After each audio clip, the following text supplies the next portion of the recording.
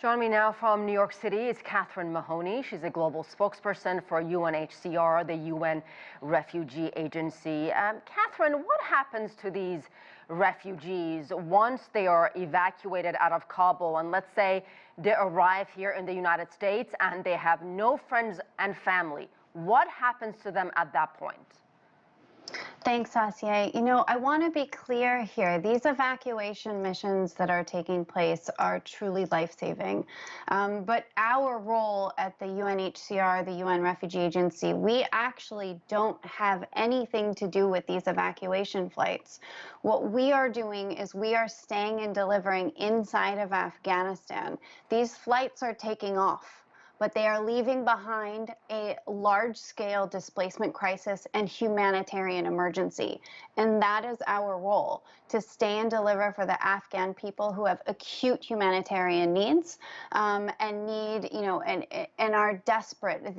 My colleagues on the ground are witnessing every day the sense of fear, uncertainty, and facing Afghans who have the stark reality that many of them are in danger and many of them do not have a clear way out. So what happens to the ones who are lucky enough to get to this country? Is there any kind of organization, relief groups that are in charge? Is there any kind of coordinated effort to help the ones that are lucky enough to come to this country? There is a coordinated effort, but that is the responsibility of the states who are evacuating those who have assisted them. Many of these evacuees have worked with foreign governments inside of Afghanistan. But the reality for us as humanitarians is that we are the ones on the ground receiving the thousands of emails and calls of Afghanistans who are uncertain and remain inside the country. And that's why our primary concern is to stay and deliver for those, millions of Afghanistans who have been forced from their homes in these, in times of uncertainty, increasing, escalating hostilities and conflict. They've truly lost everything. And many of them, as we know, are at risk and in danger. And it is our primary concern to ensure that those people can reach safety if they are trying to seek it. So many Afghan refugees, as you mentioned, are stranded, no place to call home, no roof on their head, a lot of challenges for them, so much heartbreak and loss. Huge numbers are also going to neighboring countries, Iran, Turkey, also Pakistan. What do you want to see from neighboring countries? How do you want these countries to help these Afghans?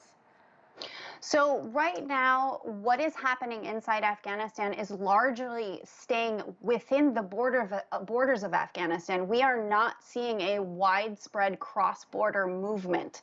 There are, some people that have fled, but those Afghans fleeing pale in comparison to those that are scattered throughout the country. That said, what we are calling for, if there is widespread movement, we are calling on neighboring countries to keep their borders open. Let's not forget, countries like Iran and Pakistan have been hosting Afghan refugees for decades.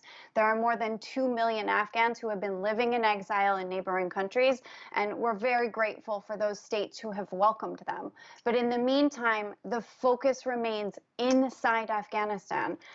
There is a burgeoning humanitarian emergency, and it is our job as humanitarians to stay and deliver for those who do need it. And Kathryn, very quickly, a lot of people want to help. They want to help these refugees. What is the best way they can do that? Our organization is there on the ground. We've been there for decades, and we will continue to do so. A donation to UNHCR, the UN Refugee Agency, will go very far. But we also encourage people to listen to Afghan voices, amplify Afghan people who listen to their stories, learn their history. It is so important that we understand what is going on and that we donate to organizations who are staying on the ground and helping Afghan civilians who need it. All right. Thank you. We'll leave it there. Kathryn Mahoney, thank you.